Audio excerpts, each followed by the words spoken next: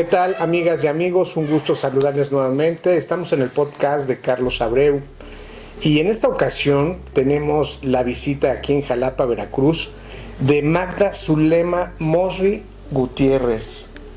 Maestra, muy bienvenida a Jalapa. Está también con nosotros René del Valle Bozas, nuestro psicólogo de cabecera.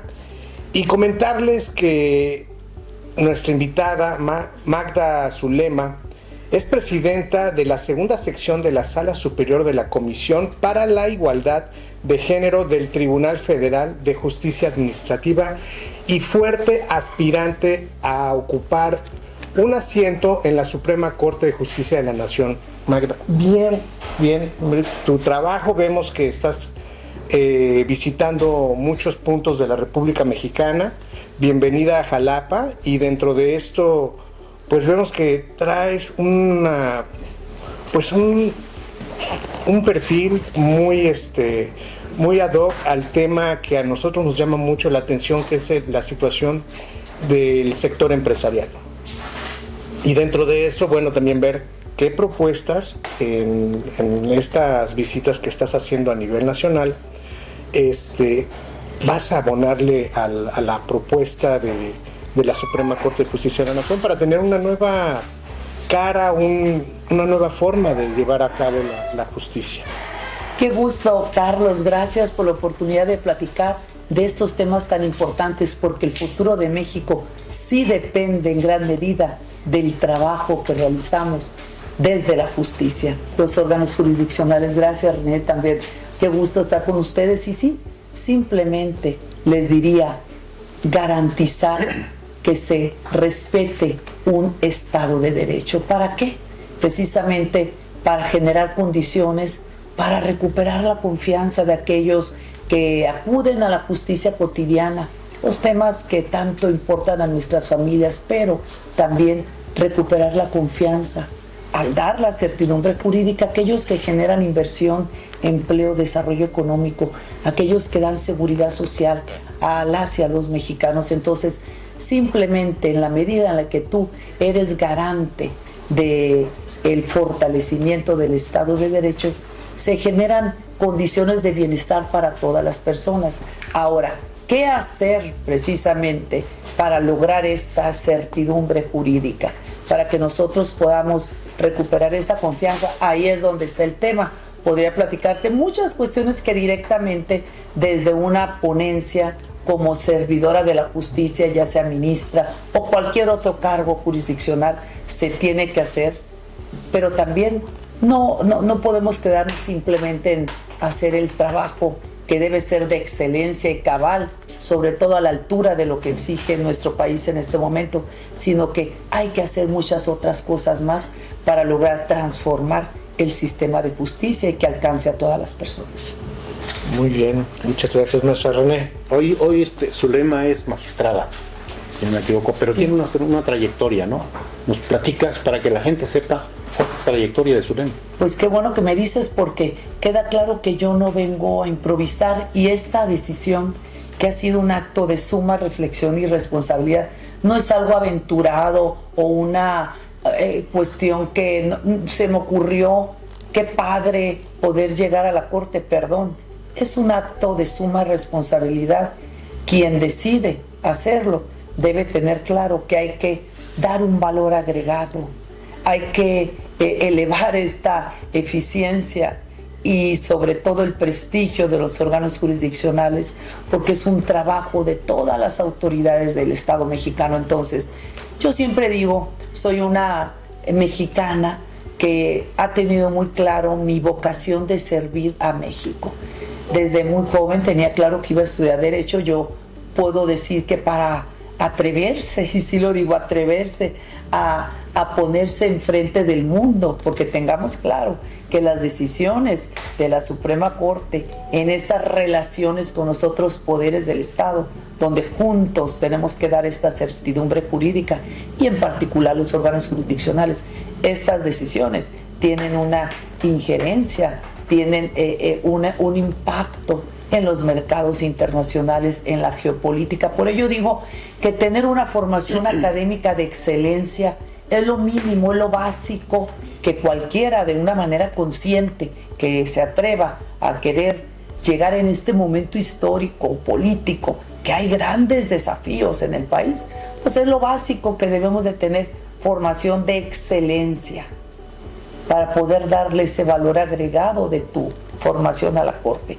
Además, en mi caso, bueno, tengo hasta mi primer lugar en aprovechamiento en la carrera de Derecho y me dicen, ya no digas que no sacaste ningún 90, que tienes puros 10, porque a veces se oye como que un poquito pretencioso. Sin embargo, lo único que denotan las calificaciones de excelencia, Carlos y René, es simplemente una persona dedicada, constante, disciplinada, nada más, porque hay muchas inteligencias que no tuvieron la oportunidad de desarrollar estas capacidades, y bueno, pero simplemente responsabilidad, disciplina, constancia, punto.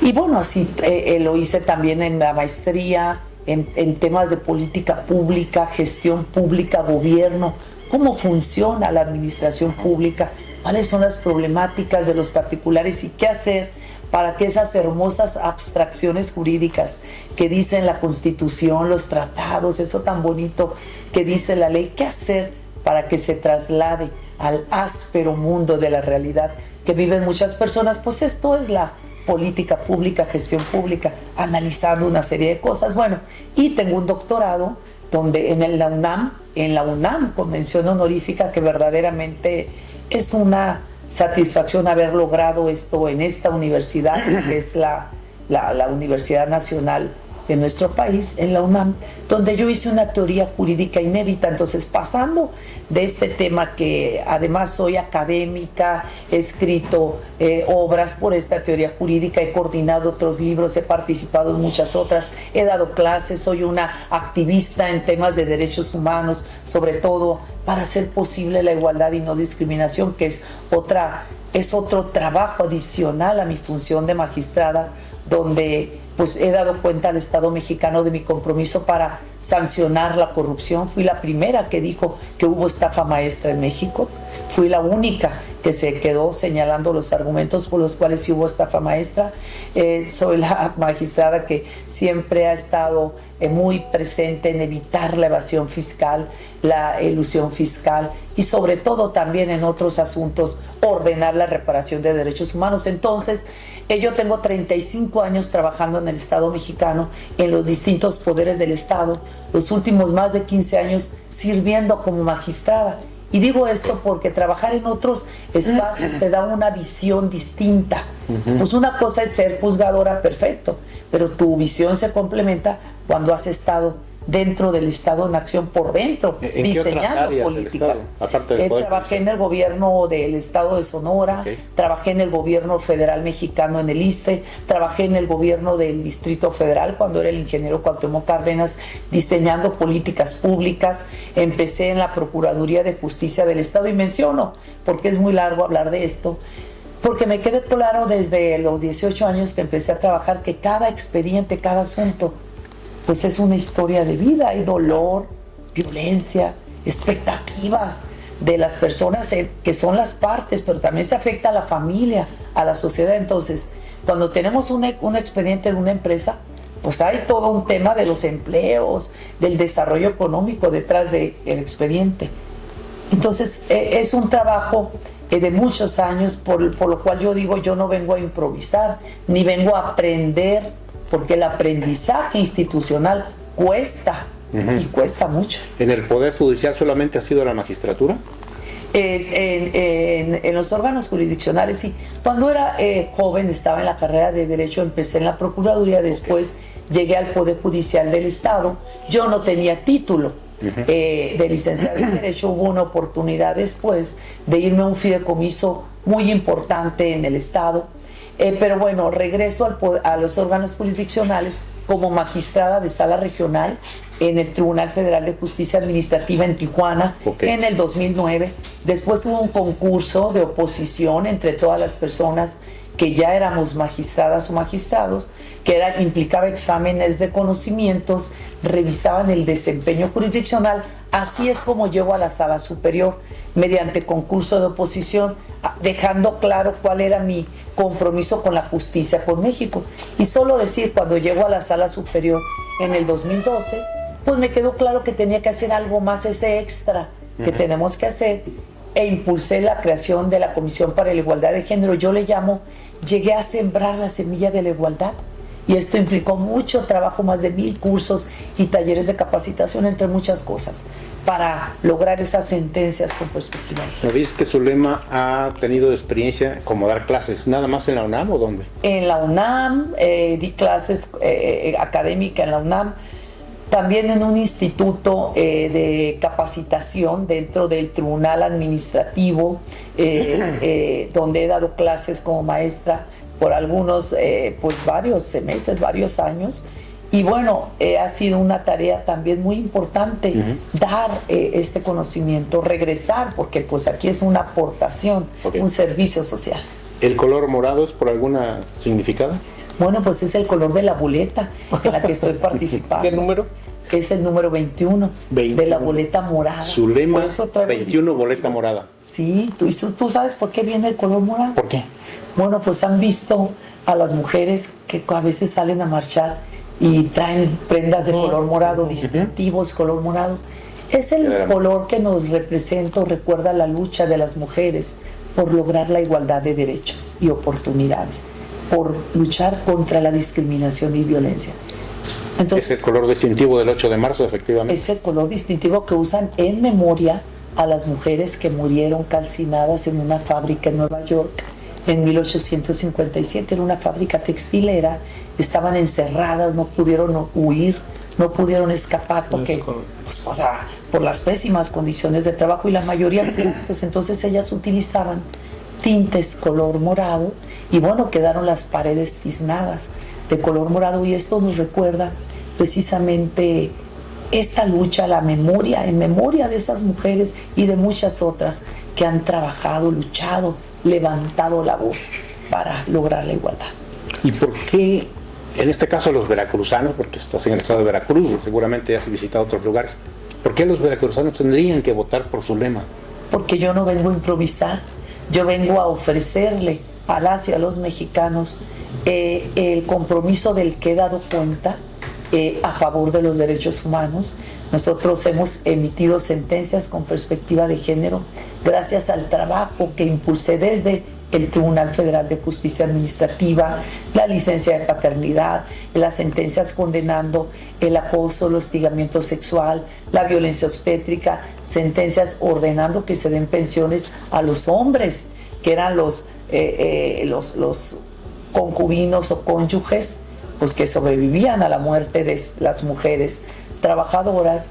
He trabajado precisamente muy consciente de que mi compromiso es con la Constitución y con los derechos de las personas. Yo fui la única también que no se amparó contra la ley de remuneraciones, y vamos a hablar de casos concretos, porque puedo venir ahorita a decirte por qué. Porque soy la más preparada académicamente, porque soy la única que tiene esta formación profesional que puede contribuir no solamente a tener una ponencia en ceros, rezago.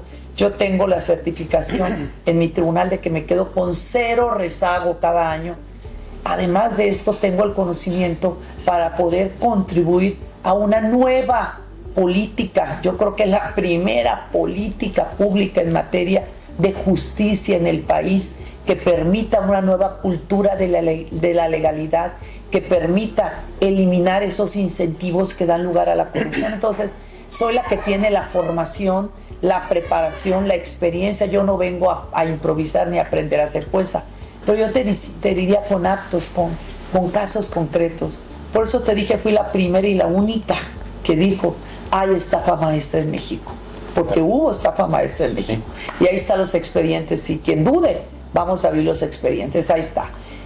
Fui la única que no se amparó contra la ley de remuneraciones, y no porque me encantara, sino porque entendí que era el momento político donde yo tenía que reivindicarme con el pueblo, recuperar la confianza del pueblo. Era una nueva etapa, un nuevo momento político y social, donde el pueblo demandaba personas servidoras públicas, y en particular quienes servimos a la justicia, bajarnos de esos espacios donde nos ven o donde nos veía la gente, a recuperar la confianza. Por eso fui la única que no se amparó contra la ley de remuneraciones. Te lo digo porque en el Poder Judicial no se bajaron ni un peso. En mi tribunal, que es un tribunal autónomo, pues sí, nos bajamos los sueldos, pero yo no me amparé.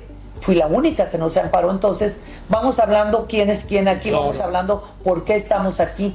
Y por qué en un acto de responsabilidad le digo a la gente, bueno, aquí estoy, una mexicana más que quiere dejar una historia al mundo, de que además de conocimientos sólidos en derecho, tenemos formación y experiencia en políticas públicas, en geopolítica, en economía, en contabilidad. Entonces no nomás es, hay cumplir un requisito de estudiar derecho, por favor, es un acto de mucha responsabilidad. Claro. Hoy Zulema es aspirante a ministro de la Suprema Corte. Ministra de la Suprema Corte. Ministra, con A. Yo he platicado con otros aspirantes a magistrados, a ministros, a jueces, y participan por el mismo cargo. ¿Por qué en este caso usted ser ministra y no otra vez magistrada? Porque no es algo improvisado, es parte, no es algo que se me ocurrió. Yo llevo una carrera profesional, una carrera jurisdiccional, y el camino natural no es que de este espacio quiera brincar acá, no es de que de esta otra Lareda quiera venir para acá. Dentro de la carrera jurisdiccional, el único escalón que está después de las funciones tan relevantes que realizamos aquí, en mi tribunal, en la Sala Superior del Tribunal Federal de Justicia Administrativa, el único es la Corte. Entonces no es algo improvisado, no es algo que se me ocurre irme a ser la reina de Inglaterra, no, pues no se me ocurre. Es que estudié Derecho y puedo, no, perdón. Claro. Hay millones de personas que hemos estudiado Derecho, pero realmente, ¿qué valor agregado? Entonces la experiencia que se desarrolla después de estar en varios poderes del Estado, después de tener bajo mi responsabilidad diseño de políticas públicas, haber tenido bajo mi responsabilidad códigos completos, leyes, reformas, leyes completas, códigos completos. O sea, en la reforma del Estado, en el tema de federalismo, el código electoral, donde creamos por primera vez las acciones afirmativas como es el representante de las comunidades indígenas, ley de transparencia, mejora regulatoria, o sea, actividades productivas acuícolas. Pero te digo, después de haber estado en eso, la experiencia que te da ser persona juzgadora en temas de Estado, de orden público, miles de sentencias, te desarrolla un criterio y te queda claro en qué falla el Estado mexicano. Te queda claro también cómo abusan de las herramientas de derechos humanos las personas, o simplemente cómo se abusa del derecho. ¿Por qué? Porque ese abuso del derecho, de la ley, implica una depredación de los bienes públicos todos los días. Los errores de la administración pública del Estado mexicano nos cuestan a todos, y nos cuestan mucho, no tienes idea, cantidades de dinero, miles de millones de pesos todos los días, por errores de una persona servidora pública a la que no le pasa nada por haberse equivocado, pero el gran daño es para nosotros, los ciudadanos. Esa es Entonces, la historia. Esa es la información que yo tengo. Yo te puedo decir en casos de delincuencia organizada cómo tenemos que ordenar, descongelar las cuentas. Yo te puedo decir en qué falla el Estado mexicano, por qué no funciona el Sistema Nacional Anticorrupción, ni funciona ni funcionará, Claro. Mientras haya muchas palancas, nunca se va a resolver nada en la justa dimensión de lo que demanda el pueblo. Entonces, ni el sistema fiscal, nada. Maestra, si me permites, perdón, nada más para que la gente que no sabe, que seguramente son algunos, ¿cuántos son los puestos que están en juego en la Suprema? Bueno, son 9 cargos, de los cuales 5 son para mujeres, por las acciones afirmativas, la paridad, y 4 para hombres, 5 mujeres y 4 hombres. Okay. Recuerden que actualmente son 11, se redujo a 9, entonces son 9 espacios, 5 mujeres y 4 hombres. 65, 66 candidatos para el, pero en total. Para el candidato a la Corte, 33 mujeres y 31 hombres. Muy bien. En su caminar, maestra Zulema, a nivel república, ¿qué escuchas? ¿Qué es lo principal que te comenta la gente? Pues qué pregunta tan importante. Fíjate que nunca pensé que fuera a vivir esta experiencia. Por un lado, de verdad valoro que esta experiencia, esta oportunidad de ser candidata y recorrer muchos lugares de la República, sí te genera esa sensibilidad al ver los rostros de la gente clamando justicia, cuando debe ser un derecho y una responsabilidad nuestra acercar la justicia a las personas, pues no les ha llegado porque refieren pues corrupción, no tienen dinero para presentar una demanda, una denuncia, la gente ignora lo que está sucediendo, ignora qué autoridad hace cada trabajo, ni siquiera se dan cuenta que hay violaciones a los derechos humanos. Entonces, refieren una indiferencia por parte de las personas juzgadoras, de las autoridades, porque hay una confusión entre lo que hace el policía, el Ministerio Público, los tribunales locales, el Tribunal Federal, los tribunales autónomos, los sistemas penitenciarios. Hay una descomposición de la propia sociedad, del propio foro.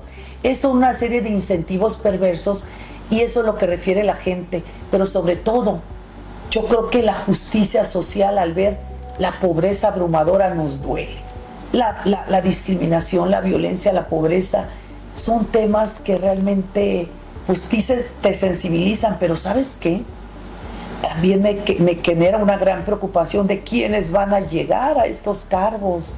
Dios mío, es una gran responsabilidad, por eso tenemos que ver los perfiles. ¿Quiénes son? ¿Qué hemos hecho? Claro. ¿Qué experiencia tenemos para atrevernos de repente a llegar a decidir sobre la vida de otras personas cuando no hay un aprendizaje institucional? Bueno, puede ser que seas académico, que seas, hay gente muy valiosa, o en su caso, son todos los perfiles vienen a enriquecer. Sin embargo, implica un aprendizaje institucional, llegar a la justicia. De repente ya eres juez y ponte a resolver sobre la vida, la libertad, los derechos de familia, del patrimonio, temas técnicos como propiedad intelectual, telecomunicaciones, temas penales, resuelve sobre una prisión preventiva, resuelve sobre... Y en tu vida lo has hecho, perdóname, pero es un acto de mucha responsabilidad esto, o sea... Entonces, por eso digo, hay que ver los perfiles. No podemos venir a improvisar. La vida de las personas y el futuro de México sí depende, en gran parte, de lo que proveamos las personas juzgadoras. Así es. Maestra, referente al tema de empresa, la micro, pequeña y mediana empresa, es muy complicado poder generar y hacer avanzar las empresas por el tema de la inseguridad, por el tema de los costos, también hasta en algunas regiones el derecho de piso. Son temas muy complicados porque tienes que tributar como empresa en dos lados, ¿no? Entonces es complicado y dentro de esto, viendo el nuevo planteamiento de Estados Unidos con el nuevo presidente y cómo va a garantizar el Estado y más que nada, cómo se puede llevar a cabo más empresa en toda la región de México, con el tema de las garantías, el tema de que está seguro invertir en México. Bueno, yo te diría dos cosas. Primera, me queda claro que con esta reforma al Poder Judicial, donde un primer paso, diría yo, que es muy importante, por eso hay que ver los perfiles, es elegir a las personas juzgadoras por vía de voto directo y popular, pues bueno, es un paso para tener claro que se tiene que esto no va a resolver los problemas de fondo de la justicia. Es más, hasta se podrían empeorar si no llegan los perfiles adecuados, no solamente en la formación técnica y experiencia profesional, porque no se trata de que tengas un título de licenciado en Derecho. Yo quiero aclarar una cosa. Claro que sí, hemos avanzado los órganos jurisdiccionales y yo doy cuenta de ello, de que hemos avanzado con sentencias de perspectiva de género, sentencias de derechos humanos, sentencias de litigio estratégico de derecho público.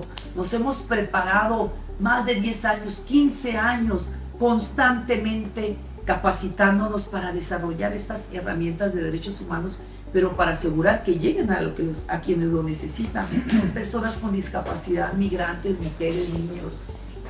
todas estas agendas de derechos a la libre desarrollo de la personalidad, etcétera, hemos avanzado.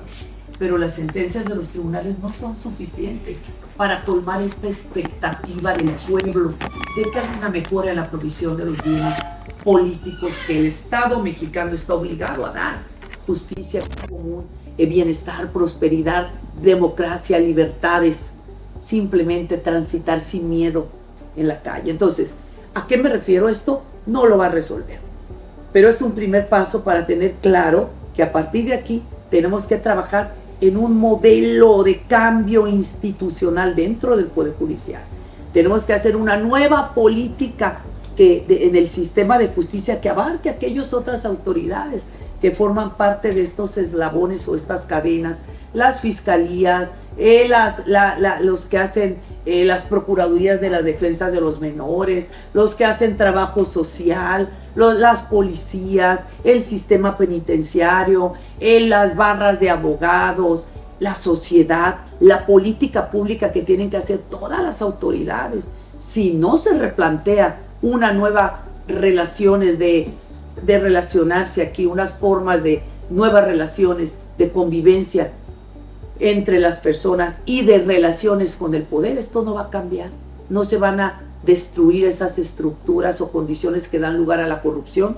No se va a generar una nueva cultura de cumplimiento y de conocimiento de la ley. Es decir, esto se va a quedar en un mito más. Yo le llamo la mitificación del derecho, el mito del derecho en concreto, porque podría hablar mucho de esto. Pues estudié esto y lo he hecho, tengo experiencia en esto, por esto hablo de esto, e implicaría todo un tema, porque a veces se dice tan genérico una política pública. Que genérico implica hacer muchísimas cosas de manera transversal y también vertical, o sea, implica muchísimo y trae a la sociedad en este nuevo entendimiento. Entonces, este es el primer paso para esto. ¿Y qué te diría yo cuando tú hablas de esto de las micros, que es el segundo tema?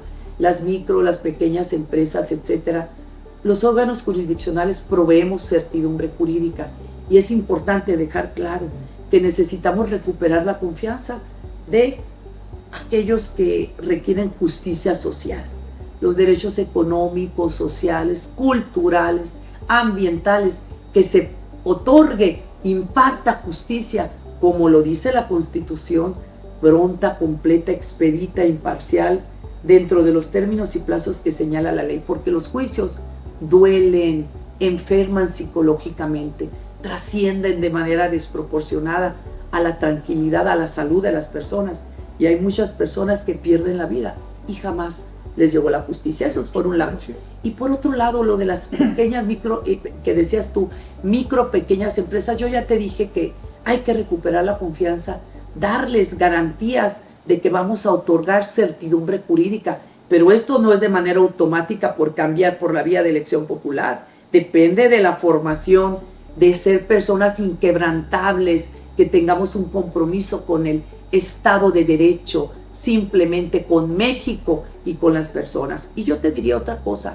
Tú decías el derecho de piso. Eso implica un tema de aquiescencia, complacencia del Estado mexicano, que viene siendo no solamente una anomalía burocrática o institucional, porque vemos, cuando conocemos al gobierno desde arriba del triángulo procesal, desde la cúspide donde estoy yo, porque ves cómo falla el Estado, ve las anomalías, ve los errores que nos cuestan mucho, y ves a la gente también haciendo mucha tranza. Entonces, pero hay otro tipo de omisiones del Estado mexicano. Cuando llega otro, que no son los mismos intereses de México, llegan otros, tú el otro recaudador, que no necesariamente es el fisco, viene a ser una anomalía o una patología institucional que implica responsabilidad del Estado mexicano. Entonces, en esta nueva política, en estas nuevas reglas para hacer prevalecer el Estado de Derecho, se tienen que hacer cosas para eliminar esos incentivos perversos. Es un tema, luchar contra la corrupción, contra la impunidad, hacer que prevalezca el Estado de Derecho, donde se coloque a la persona y a sus derechos como el centro del orden jurídico, pues implica hacer mucho. Por eso yo vengo a ofrecer mi experiencia, mi conocimiento en qué se tiene que hacer porque conozco al sistema desde adentro y sé en dónde falla. Sé dónde están esos incentivos perversos, esos espacios que dan lugar a la corrupción y que han hecho que no se resuelvan de fondo los asuntos. Y esa condición de que simplemente se quede una justicia de forma ha implicado una depredación de los bienes públicos, una erosión de la base fiscal de México y ha implicado una complacencia que ha dado lugar a la corrupción y a la impunidad. Muy bien, maestra Magda.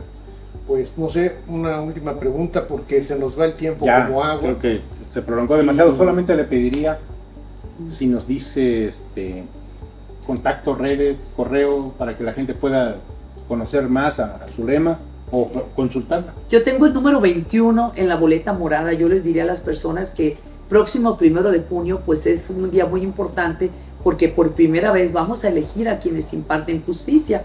Yo les pido que revisen todos los perfiles y que voten por quien quieran. Yo soy una candidata más, soy candidata a ministra de la Suprema Corte, tengo el número 21 en la boleta morada y les pido que me conozcan a través de mis redes, donde vienen con mi nombre Zulema Mosri o Zulema-Mosri.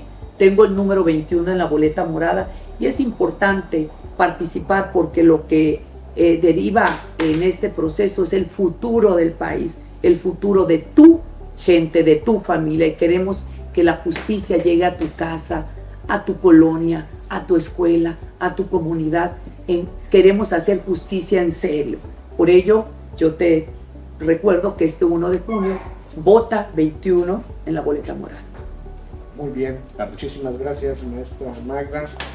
Amigos y amigos, por favor, gracias por compartir y difundir esta cápsula. Y este 1 de junio hay que ir a votar. Muchas gracias, maestra. Gracias Zulema, a ti, gracias. Gracias. Gracias, René. Muchísimas gracias. Amigos. Estamos en la siguiente cápsula. Gracias.